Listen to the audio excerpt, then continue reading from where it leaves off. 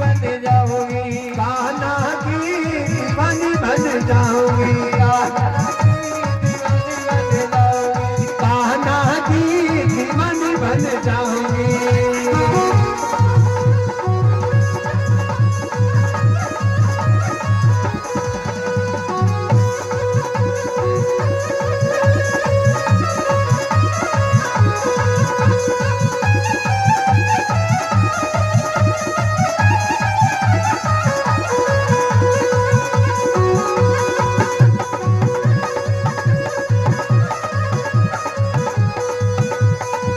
कान्हा मेरो यमुना नहावे, मैं मछली बन जाऊं।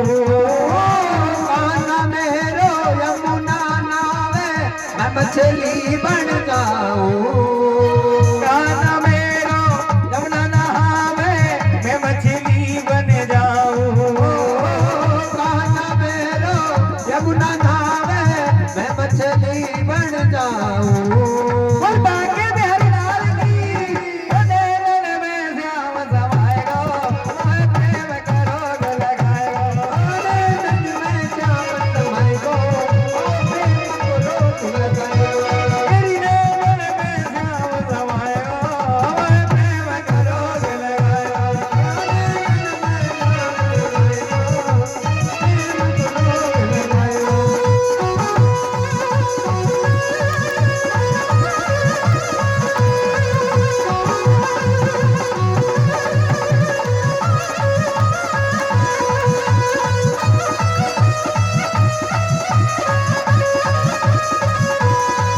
हरी जाऊंगी श्याम तेरी अलकन में,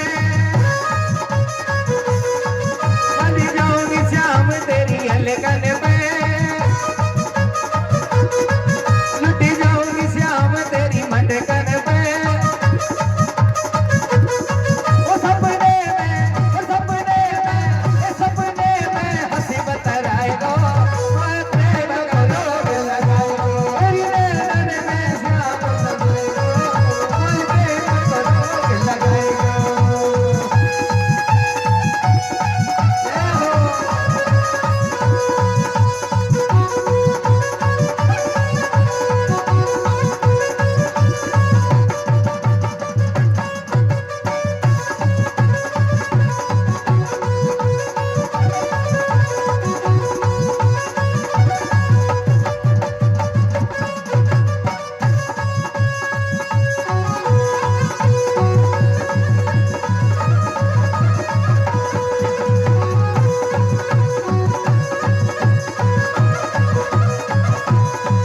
लुट जाऊंगी श्याम तेरी अखियन पे, गौरी श्याम तेरी अखियन पे, तेरी मीठी बतियन पे, तेरी मीठी मीठी अखियन पे, मर जाऊंगी श्याम तेरी अखियन पे, गौरी श्याम तेरी अखियन पे, तेरी मीठी मीठी बतियन पे। मीठी मीठी बतियन पे। ओ बेल किनारे लगाएगा, ओए प्रेम का रोग लगाएगा। तेरी नैनन में श्याम समाएगा, ओए प्रेम का रोग लगाएगा। तेरी नैनन में श्याम समाएगा, ओए प्रेम का रोग लगाएगा।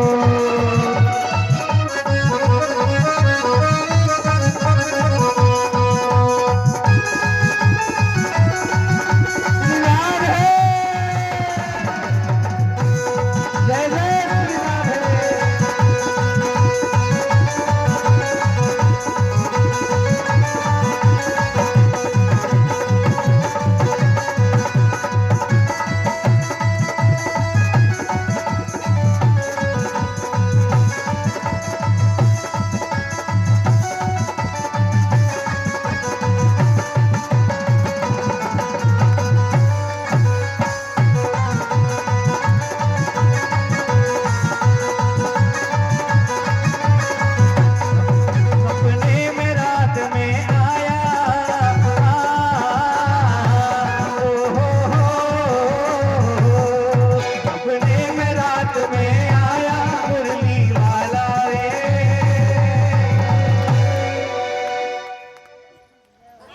लाइट गई। बाकी बिहारी को सपने में ही रहने दो। हाँ टाइम टाइम तो रहा है, आता क्यों आते हो तो बीच में क्यों छोड़ते हो उसको? सपने में रात आया बस इतना छोड़ दिया, ये तो नाच में तो बिल्कुल छोड़ दिया। एक लाइन तो पूरी करो। सपने में रात में आया बजा तुम्हारा ओ हो सपने में रात में आया मुरली वाला है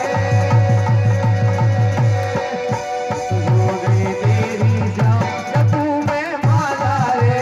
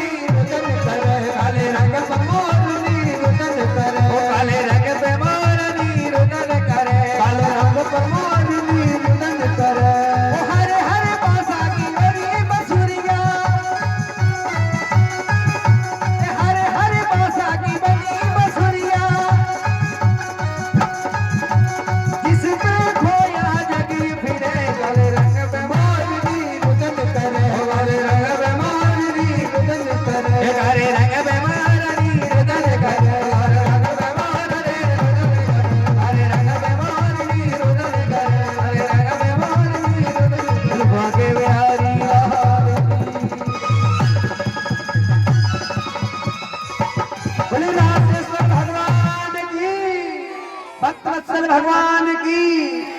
माताओं से निवेदन है अपने स्थान पर विराजित हो जाएं, यहाँ पर थे। और क्षमा है एक चीज के लिए कि थोड़ा समय हमारा व्यर्थ हो गया 15 मिनट का, इसके लिए क्षमा है, क्योंकि इतनी देर में काफी प्रसंग है वो सुना देते, पहले जल्दी खड़ा कर दिया आपको, झांकी की तैयारी थी नहीं। कोई बात नहीं, यहाँ पे चेयर लगा दो, ये बैठा दो। बोले भक्तवत्सल भगवान की, ठाकुर जी महाराज की, गोविंद भगवान की। ये इतनी देर बैठने में समर्थ हो तो बैठा देना इनको, नहीं फिर बाद में बुला लेना। बैठ जाएंगे क्या? हाँ, बोले श्री राधे, जय जय श्री राधे, श्री राधे। थोड़ा समय ज्यादा लग गया, मान सकते हो, नाच गाना ज्यादा हो गया। अब आप देखो, मैं इतना क्या रासलीला में 10 मिनट 15 मिनट का समय लेते, लेकिन आधा पौना घंटा लग गया। अब ठाकुर जी की यही लीला थी। कैसा लगा आपको? अच्छा लगा क्या नाचने में, या मजा आया? बोले भागवत भगवान की। तो जब रासलीला प्रारंभ हुई तो कैसे किस प्रकार से हुई कि जितनी गोपियां थी भगवान की बंसी बची सारी गोपियां आ गई। और जैसे आई तो ठाकुर जी ने प्रश्न किया, क्यों आई हो? अब बुलाया तो खुद बंसी बजा के और पूछ रहे क्यों आई हो? हरे गोपी, शोभा नहीं देता कुलीन स्त्रियों को ऐसे रात के समय घर छोड़ना। जाओ जाओ, वापस जाओ, घर पे जाओ, तुम्हारे पति तुम्हारा इंतजार कर रहे हैं, जाओ। अब जब ऐसे भगवान हैं, गोपियों को कहने लगे, और कई कई प्रकार की बातें ठाकुर जी ने कही। भगवान परीक्षा ले रहे हैं गोपियों की कि उनके मन में क्या चल रहा है, और कहते हैं सच्चा प्रेम वही होता है जहां पर थोड़ी बहुत छटपट हो माता, तभी आनंद है प्रेम में। तो ठाकुर जी ने इसे कहा तो गोपियां बड़ी प्रेम से बोली, अपना भाव व्यक्त किया कि कृष्ण हम सब कुछ तुम्हारे लिए समर्पित कर चुकी है, हाँ, और अब समर्पित ही कर चुकी है, और हम अब यहाँ पर आई गई है, तो वापस जाने की बात तुम कैसे कर सकते हो? तुमने बुलाया है बांसुरी बजा के, तो फिर ये जो बांसुरी है जिसको तुम अपने हथेलों से इस प्रकार से सिंचित करते हो, आनंदित करते हो, कृष्ण तुम्हारी बांसुरी कितनी भाग्यशाली है जो हमेशा तुम्हारे यहाँ पे तुम्हारे हथेलों से लगी रहती है। कृष्ण हमें भी अपनी अदर सुधा का पान करा के हमें धन्य करो, हमें आनंदित करो। जब भगवान से इसे कहने लगे तो ठाकुर जी हैं, उनके मन में भी कई प्रकार के विचार आ रहे हैं। बस केवल भगवान के मन में केवल भाव है प्रेम का। गोविंद की आयु बहुत छोटी है, 11 साल की आयु है, और गोपियां बहुत बड़ी बड़ी आयु, और लाखों की संख्या में गोपियां हैं, कोई 2 4 5 गोपियां नहीं है, लाखों की संख्या में गोपियां हैं महाराज। और जैसा कि बताया, आत्मा और परमात्मा के मिलन की कथा है भक्तजनों। तो ठाकुर जी ने जब गोपियों को इस प्रकार से कहा, और गोपियों ने वापस भगवान को अच्छे से संबोधित करते हुए कह दिया कि कृष्ण तुम्हारे बुलाने से आई है, तुम्हारे बिना एक पल भी हम रह नहीं सकती, एक क्षण भी तुम्हारे बिना हमारा मन नहीं लगता। तो भगवान के मन में प्रेम का भाव उत्पन्न हुआ, और फिर रासलीला प्रारंभ हुई। रास जैसे किया ठाकुर जी ने करना प्रारंभ किया, उसी समय कामदेव जी आ गए और अपने तर्कस के तीर चलाने लगे, और सोचने लगे कि शिव को फंसा दिया, ब्रह्मा को फंसाया, नारद को फंसाया, तो श्री कृष्ण को भी फंसा देंगे। लेकिन महाराज योगेश्वरों के महायोगेश्वर भगवान श्री कृष्ण है, कोई मोह माया में उलझने वाले है नहीं। कई प्रकार के उच्चाटन, सम्मोहन और कई प्रकार के बाण छोड़े कामदेव ने, लेकिन अंत में जाकर कामदेव ने घुटने फेंक दिए, हार गया कामदेव। और वही कामदेव भगवान का पुत्र प्रद्युम्न बनकर, आगे जब हम कथा में प्रवेश करेंगे तो भगवान के पुत्र बनकर कामदेव है वो प्रकट होंगे। रासलीला होने लगी, गोपियों के मन में अभिमान आ गया। कहा कृष्ण हमसे ही प्रेम करते हैं और किसी से प्रेम नहीं करते हैं, और कहते हैं जहां अभिमान होता है वहां से भगवान गायब हो जाते हैं। हाँ, जहाँ होता अभिमान वहाँ नहीं रहते हैं भगवान। और उसी समय ठाकुर जी रास की भूमि से राधा रानी को, किशोरी जी को लेकर वहां से नदारद हो गए हैं, और रास की भूमि में जो गोपियां हैं वो अकेली रह गई। और कहाँ गए? ब्रज के कुंजों में जाकर भगवान प्रकट हुए राधा रानी के साथ में। और वहां पर जो ब्रज के रसिक जो संत हैं, उन्होंने दृश्य देखा नहीं आंख से, बल्कि पहले ही कह दिया कि श्री कृष्ण तो किशोर जी के चरण दबा रहे हैं, और सब जगह ये ऐलान कर दिया कि अरे हमने रास की भूमि में ये देखा कि श्री कृष्ण है वो किशोर जी के चरण दबा रहे हैं। और उसी दिन से ये हो गया कि वृंदावन में, ब्रज भूमि में कृष्ण कृष्ण कहना सबने छोड़ दिया, और राधे राधे कहना प्रारंभ कर दिया। और क्यों किया? इसलिए किया कि भगवान है वो किशोरी जी के ही वश में है, जैसे किशोरी जी कहते उस हिसाब से ठाकुर जी चलते हैं महाराज। इधर जो गोपियां हैं वो रुदन करने लगी, कृष्ण कृष्ण कृष्ण कहाँ हो, कहाँ हो, कहाँ हो। बहुत ढूंढने का प्रयास किया, लेकिन कृष्ण गोपियों को नजर नहीं आ रहे हैं। तुलसी को पूछा, अरे तुलसी कहाँ है? तुलसी हिल रही है हवा के कारण से। अब ऐसे लग रहा है गोपियों को भी तुलसी है ना मना कर रही है कि मुझे नहीं पता है। गोपी ने कहा, अरे गोपी ये तुलसी तो हमारी सौतनी है, ये कैसे बताएगी कि कृष्ण कहाँ? इसे पता होगा तो भी नहीं बताएगी। कई प्रकार की बातें गोपियां आपस में कर रही है। इधर जो किशोरी जी के साथ में ठाकुर जी हैं, ठाकुर जी किशोरी जी के साथ लीला कर रहे हैं। अब भगवान है, किशोरी जी के साथ है, और किशोरी जी अब कह रही है कि अब कहाँ चलना है। कहने लगी कि मेरे पैर दुखने लगे चलते चलते। तो भगवान ने कहा स्कंदम विराजिता, कि मेरे कंधे पर बैठ जाओ। अब किशोरी जी ठाकुर जी का मुख देख रही है, और मुख देख के ऐसे लग रहा है किशोरी जी को, राधा रानी को, कि इनका शरीर शरीर ही यहाँ है, इनका मन तो उन गोपियों में ही लगा हुआ है, और बस केवल शरीर शरीर से लग रहा है कि यहाँ मेरे पास में खड़े हैं। भगवान ने कहा कंधे पर बैठ जाओ। कहा कहाँ चलना है, ठाकुर जी ने पूछा। तो किशोरी जी ने कहा, राधा रानी ने कहा जहाँ आपकी मर्जी है वहां लेकर चलो। भगवान को लीला करनी थी महाराज। किशोरी जी के मन में भाव यह आ गया कि कृष्ण सबसे ज्यादा मुझसे ही प्रेम करते हैं, तो भगवान को ये लीला करनी थी कि जैसे ही किशोरी जी ठाकुर जी के कंधे पर विराजित हुई, उसी समय ठाकुर जी किशोरी जी को वहीं छोड़कर वहां से गायब हो गए। और जैसे ही गायब हुए तो फिर बेहोशी की हालत हो गई है आज राधा रानी की, और ढूंढते ढूंढते सारी गोपियां वहीं पर पहुंच गई। किशोरी जी को घेर लिया और गोपियां आपस में बात करने लगी, और अद्भुत बात करने लगी। अपना जितना भी वक्तव्य है वो गोपी गीत के माध्यम से व्यक्त किया गोपियों ने, कैसे किस प्रकार से। तो महाराज गोपियां कहने लगी, आपस में बात करने लगी, अरे सखी, कृष्ण के बिना हमारा एक क्षण एक पल भी बेकार है, हम जी नहीं सकते उसके बिना। और सबसे बड़ी बात तो मात्र शक्तियों ये है कि कोई भी जो प्रेम होता है उसका एहसास तभी होता है जब प्रियतम और प्रियतमा के बीच में दूरी हो।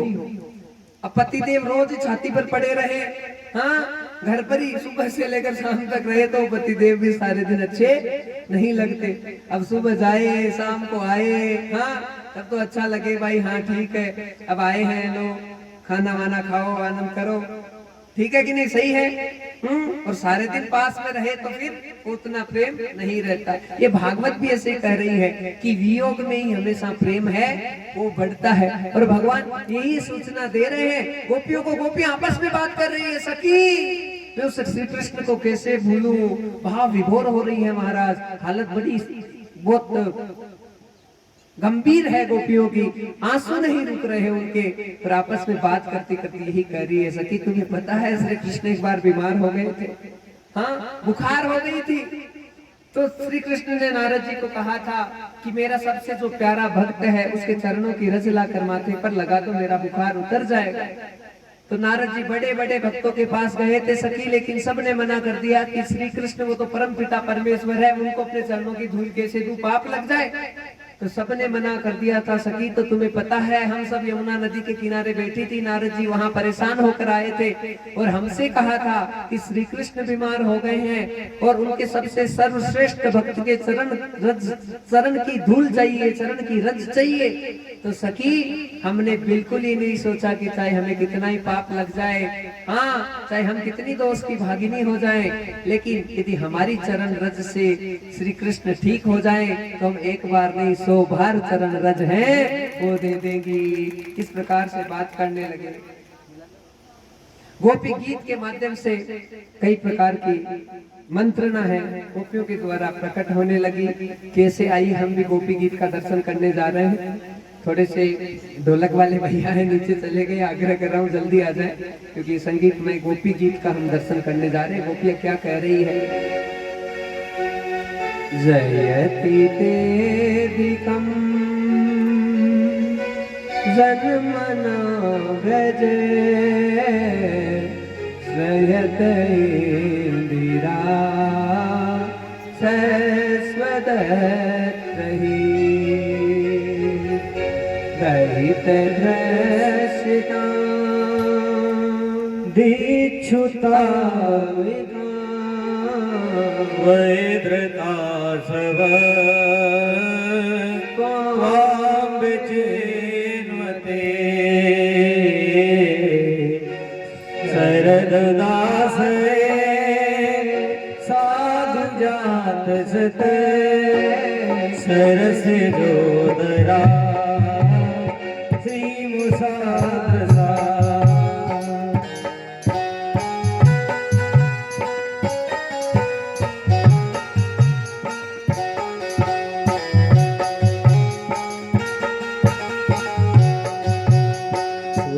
नाथ ने शुल्क दास का वरदन करो नेह मदन इस शराब याद व्याल राक्षस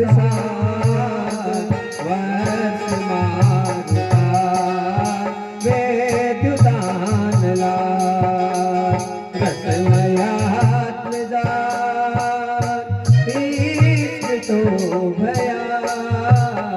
सबते रक्षिता अखल गोपिका नंदनो भगवान अखिल देहिना अंतरात्र विघन साथी तो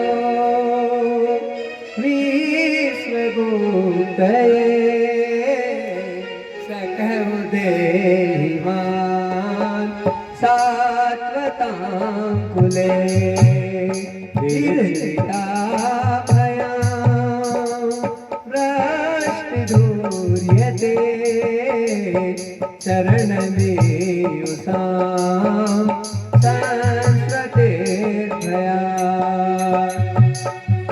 परस रोरुहा कांत कामदम शिरस देहि श्रीकर ग्रहम रथ जनाति वीर्योषिता निज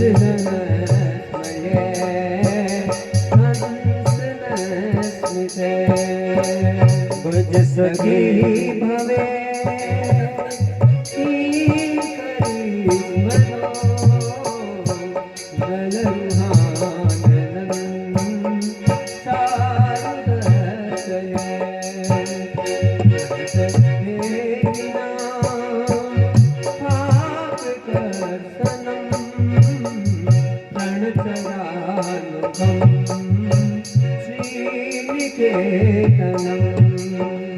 फण फणारता ते पदाम्बुजं प्रणकुचेन गन्धहच्छयो मधुरया गिरा बल्गुवाक्यया मनोगया ओस्तरे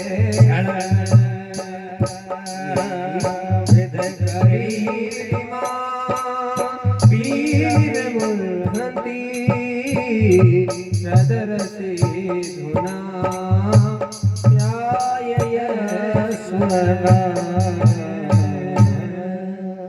तब कथामृता तात जीवनम कविभिरीहितं कल्मषापहम् मंगलम् श्रीमुदाततं विगृह्णन्ति ते हृदा जना प्रहसितं प्रिय प्रेमवीक्षणे विहरणं च ते ध्यानमङ्गलम् संजो यारदीस्रसे कुहकनो मनः क्षोभयन्ति जयति तेदिकं जन्मना व्रज श्रयते दिरा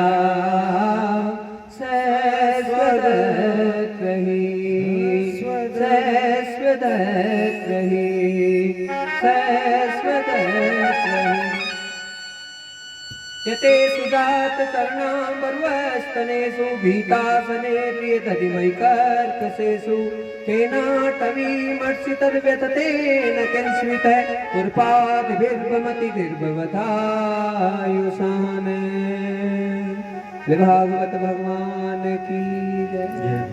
गोपी गीत के माध्यम से गोपियां अपने मन की जो विरह है व्यक्त करने लगी। सखी जयति ते दिखम जन बना व्रज श्रेत इंदिरास सस्वदत्त रही कि रे सखी हम किस खेत की मूली हैं। वो भगवान श्री कृष्ण साक्षात उस लक्ष्मी की परवाह नहीं करता जो लक्ष्मी जी सारे दिन उसके चरण कमल दबाते रहती है। जब से श्री कृष्ण यहाँ आए हैं लक्ष्मी साक्षात वैकुंठ धाम छोड़कर श्री कृष्ण को वृंदावन में ही ढूंढ रही है। सखी हर पल हर क्षण श्री कृष्ण हमारे साथ होते हैं, तभी हमारे जो नयन कमल है उनका आनंद है। अन्यथा एक क्षण के लिए भी भगवान यदि हमसे दूर हो गए तो फिर इन आंखों का कोई महत्व नहीं है रे सखी। किसी को तलवार से मारना ही मारना नहीं होता, बल्कि नेत्रों से भी वध किया जा सकता है। और उन्होंने तो ऐसा वध कर दिया है कि अब हम एक क्षण और एक पल के लिए भी भगवान के बिना नहीं रह सकते। और भागवत ये बता रही है मातृ शक्तियों की कथा सुनते सुनते भगवान से इतना अनन्य प्रेम हो जाता है। हाँ, इतना प्रेम हो जाता है। अब मैं आपको सही बताऊं, देखो कल का दिन है, परसों आपको इस व्यासपीठ की बहुत याद आएगी, भगवान की बहुत याद आएगी, ठाकुर जी को बहुत याद करेंगे कि अब कहाँ जाएं, कहाँ सुने, क्या करें। मन नहीं लगेगा 2-4 दिन तो बिल्कुल बिल्कुल नहीं लगेगा महाराज, क्योंकि इतना प्रेम है वो भगवान से हो जाता है। तो ये गोपियां अपनी विरव्यता इस प्रकार से ही प्रकट कर रही है और कहने लगी सखी कि मुझे अपनी देह का त्याग करना है, देह को नहीं रखना, लेकिन मैं मरूं भी तो कैसे, क्योंकि मर नहीं सकती। उसकी कथा से मुझे प्यार हो गया, प्रेम हो गया। तव कथामृतम तप्त जीवनम, कहा कथा से प्यार हो गया, प्रेम हो गया। और जिसको भगवान की कथा से प्रेम हो जाता है उसको कभी मरण आता नहीं है। तो यही बात कही गोपियों ने कि अब हम मर भी नहीं सकते। और सखी वो कितने भगवान के भक्त भाग्यशाली होंगे जो हमेशा हमेशा के लिए हर सब भक्तों को भगवान की अद्भुत वाणी सुनाकर धन्य करते, कृतार्थ करते। उनसे पवित्र तो धरती पर कोई है नहीं जो भगवान की कथाएं दूसरों को सुना सुना कर आनंदित करते हैं। तो कई प्रकार की बातें जब गोपियों ने की तो उसी समय भगवान को लगा कि नहीं पहुंचेंगे तो एक आधी चली जाएगी, इसलिए भगवान है उसी समय रास की भूमि में वापस प्रकट हो गए। प्रागट्यं तत्त्वं च योगेश्वरम् रास क्रीडां यथोमूलम्। और भगवान जैसे आए गोपियां प्रसन्न हो गई। गोपी को तो विश्वास नहीं हुआ कि वास्तव में आए कि नहीं आए हैं। आंखें बंद करके उस छवि को ही अंदर है धारण कर लिया। साक्षात गोविंद प्रकट हुए और उसके बाद में श्री भगवान ने जितनी गोपियां थी उतने के उतने श्री कृष्ण प्रकट कर दिए, जितनी गोपियां थी उतने श्री कृष्ण हो गए। और उसके बाद रास तो शुरू में प्रारंभ हो गया था, लेकिन अब ये महारास यहाँ पर प्रारंभ हुआ है आनंद के साथ में। और जो गलवैया डाल के गोपियों के साथ भगवान ने अद्भुत नृत्य है करके सब गोपियों को आनंदित कर दिया। ये रास लीला कोई साधारण लीला नहीं है। रास लीला का जब भी भागवत में दर्शन हो तो हमारे मन में जो काम विकार होते हैं वो सारे विकार भगवान है ये लीला सुनने से नष्ट कर देते हैं। और आत्मा और परमात्मा के मिलन की जो पराकाष्ठा है उसकी तरफ हमारा कदम बढ़ जाता है। भगवान की अद्भुत कृपा होती है। जब राधा रानी और हम अभी हमने भजन से जाना था कि भोलेनाथ जी की भी चटपटी लग गई थी कि महाराज हो रहा है, उस समय वो भी आने लगे, लेकिन उनको भी गोपी बनना पड़ा। गोपी भाव का नाम है, गोपी क्या है, भाव है। हाँ, और गोपी किसी को भी बनने के लिए विधेय अवस्था प्राप्त करनी जरूरी। इतना प्रेम हो गोविंद से, इतना प्रेम कि रह नहीं सकते महाराज। मैं आपको सत्य बताऊं, आज मुझे लगभग 5.5-6 साल कथा करते करते हो रहे हैं। मेरे इतने करीबी आप जैसे ही, जैसे आपसे इतना मातृत्व इतना प्रेम है ना मातृ शक्तियों, वैसे ही आप जैसी मातृ शक्तियां मुझसे बहुत ऐसे जुड़ी हुई है, मन से लगाव है। तो कई कई तो इतने रसिक भक्त हो गए कथा सुनते सुनते कि बस वो हमेशा, जैसे भी मेरी जयपुर में कथा होती है, मेरे जयपुर में बहुत ज्यादा भक्त हैं, तो वो मतलब छोड़ ही नहीं सकते गुरु जी को, और इतना प्रेम, फोन भी आता रहता है, और मतलब एक वात्सल्य एक प्रेम है वो बहुत ज्यादा है। और भगवान की जब कथा हो तो एकदम अपनी शुद्ध बुद्ध खो देती है। कई मात्र शक्तियां तो ऐसे उनको होश ही नहीं होती, और बूढ़ी बूढ़ी 60 70 साल की उनकी बात कर रहा हूं मैं, ऐसी हालत हो जाती है उनकी, जब मतलब कहते हैं ना शुद्ध बुद्ध खोना, तो भी वो बात आ रही है। तो जहां तक वो स्थिति ना पहुंचे तब तक भगवान प्राप्त नहीं होते। बस प्रेम हो, करुणा हो, और करुणा में क्या होता है, अश्रु धारा है वो सजल हो जाती है, अपने आप आंसू आने लगते हैं परमात्मा के लिए। और भगवान जब तक नहीं आते तब तक हम रोते नहीं हैं, बिना रुदन के परमात्मा प्रकट नहीं होते हैं। तो कभी भी दुख हो मात्र शक्तियों तो संसार के पास कभी मत जाओ, अपने आप को अकेले करके अपना सारा दुख गोविंद को बताओ, वो किसी ना किसी रूप में आकर आपकी रक्षा जरूर करेगा, वो निश्चित रूप से महाराज। जब रासलीला हुई इसी समय राधा रानी साइड में आकर खड़ी हुई, ठाकुर जी भी पास में आ गए। राधा रानी ने बहुत सुंदर मोतियों का हार पहन रखा है, ठाकुर जी को इच्छा हुई कि हार को देखूं कैसा है, हाथ लगाने लगे तो राधा रानी के मन में इच्छा हुई कि मैं थोड़ा सी हंसी मजाक कर लूं, पीछे की तरफ हट गई। ऐसा 2-3 बार हुआ तो भगवान को चिढ़ लगी, और राधा रानी से बहुत बड़ी गलती हो गई, कुछ शब्दों का प्रहार कर दिया, गलत शब्द बोल दिए। उन्होंने कहा, कान्हा ये हार कोई साधारण मत समझना, इसका मोल तो नंद बाबा और यशोदा माता भी नहीं चुका सकते। लो महाराज, मामला गड़बड़ हो गया। यहाँ तो महाराज हो रहा था, राधा रानी ने चुभती हुई बात ठाकुर जी को कह दी, और इससे आज ठाकुर जी नाराज हो गए, और इतने नाराज हुए कि रास की भूमि को छोड़कर भगवान जाने लगे। कन्हैया रुक जाओ, मैं तो मजाक कर रही थी। लेकिन भगवान नहीं रुके, और नहीं रुके तो राधा रानी का रुदन है वो प्रारंभ हो गया। अगले दिन रास की भूमि में भगवान आए नहीं, और राधा रानी अकेली ही रह गई। अब तो रोए जा रही है। बरसाने में वृषभान जी को पता चला, राधा रानी जी के पिताश्री को, कि राधा रोए जा रही है। पिताजी कैसे देखे रोती हुई अपनी बेटी को। नारद जी का आगमन हुआ, नारद जी को कहा वृषभान जी ने कि मेरी बेटी है वो रोए जा रही है, नारद जी उपाय बताओ। नारद जी ने कहा, लो कर लो बात। बेटी जब बिना बात के रोने लग जाए तो समझ जाना चाहिए कि उसके विवाह का समय नजदीक आ गया है। हमारा छोरा भी तो अच्छा होना चाहिए। तो कहा, खाक में छोरा गांव में ढिंडोरा। आपका मित्र नंद बाबा है ना, आपके मित्र नंद बाबा, उसका छोरा कन्हैया है। छोटी मोटी चोरियां तो करता है माखन की, लेकिन छोरा बहुत अच्छा है। वृषभान जी ने कहा, बात तो बहुत तगड़ी कही। और ठाकुर जी की सगाई तो बचपन में ही राधा रानी के साथ में हो गई थी। हाँ, पलने के विवाह हो जाते थे ना, तो वो विवाह भगवान का पहले ही हो गया था राधा रानी के साथ में। तो वृषभान जी ने सगाई का सगुन भेजने की तैयारी की है। 108 प्रकार के बड़े बड़े थाल लिए हैं, कई प्रकार के सामान डाले हैं, और आज नंद बाबा के यहाँ ठाकुर जी का सगाई का सगुन राधा रानी के यहाँ से पहुंच गया। और जैसे पहुंचा, सब थाल वो ढके हुए हैं कपड़े से।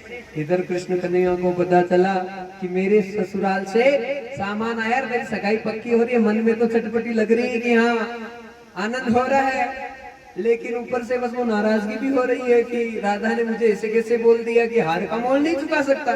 हाँ, ठाकुर जी पास में आए कि क्या क्या सामान आया ससुराल से, देख तो ले।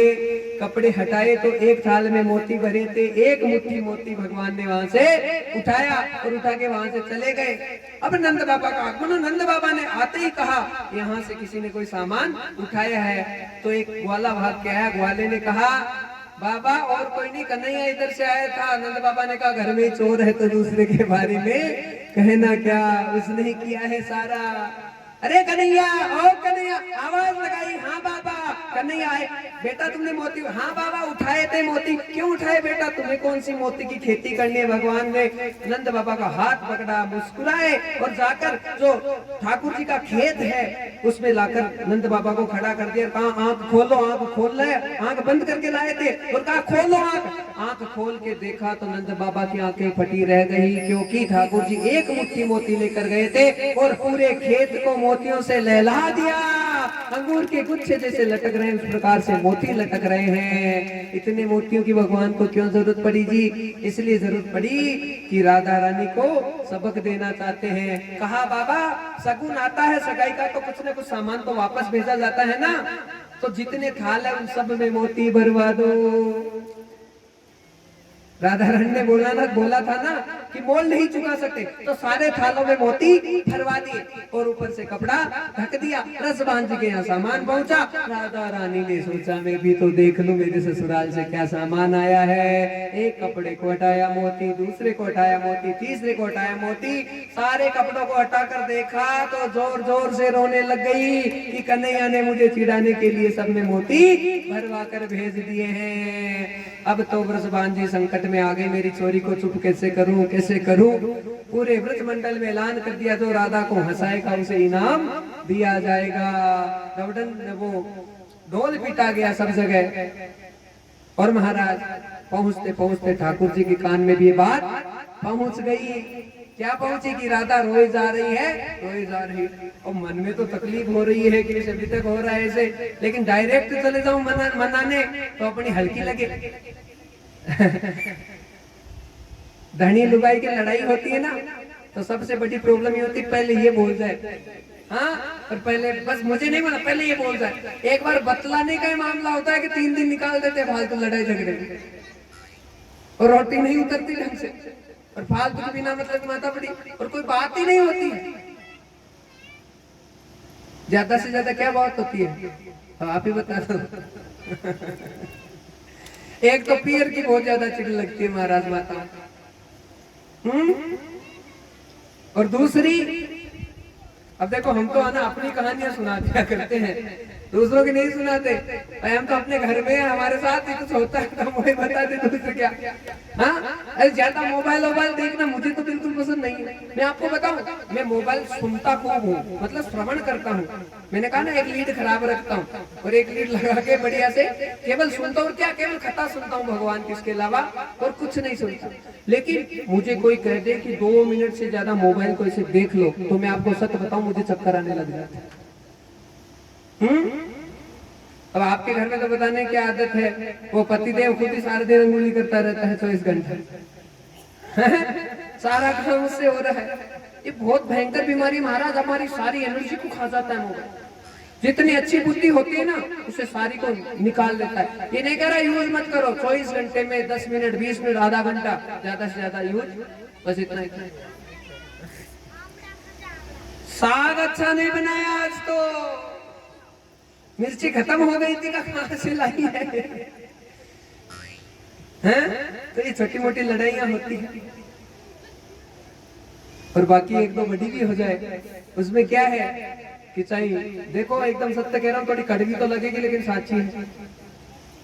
चाहिए मात्र शक्ति हो या पुरुष हो, कोई ना कोई बात तो गुप्त रखते ही है। 2-4 नंबर तो अलग से अलग मिल ही जाएंगे मोबाइल में। इसको ना तो पतिदेव को पता और ना आपको पता कि आपस में गुप्त मामला क्या है। हाँ, अब चाहे पियर वालों के हो, चाहे आंटी जी के हो, चाहे काकी जी के हो, या किसी और के भी हो सकते हैं। चुपके चुपके बात होती है। और जैसे पतिदेव आए, रखो, रखो, हाँ कट। इतने जल्दी कैसे आ गए?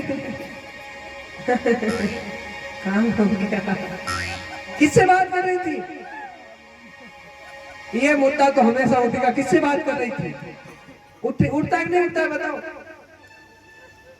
वो तो मम्मी का फोन आया था। किसका आया था वो तो आप जाने और भगवान जाने। बोल ठाकुर जी महाराज की। महाराज तो यहाँ पे ठाकुर जी को पता चला राधा रानी उदास है। भगवान ने सोचा राधा को मनाने तो जाना ही पड़ेगा, लेकिन सीधा सीधा नहीं जाऊं। यशोदा माता के कमरे में गए, सुंदर सा ओढ़ना और सुंदर सा लहंगा हाँ लेकर मणिहारिन का भेष बनाया है। भगवान ने बाजार से चूड़ियां लाए हैं सुंदर सुंदर, और मणिहारिन का भेष बनाकर आज कहाँ जा रहे हैं भगवान? बरसाने में प्रवेश करने जा रहे हैं। बोले ठाकुर जी महाराज की जय। अब ये भजन गाऊंगा अच्छा लगे तो थोड़ा ठुमका भी लगा देना, इच्छा हो तो, जबरदस्ती नहीं है लेकिन बहुत शानदार है। ओ मोहन मुरारी बने मनिहारी, मोहन मुरारी बने मनिहारी, मोहन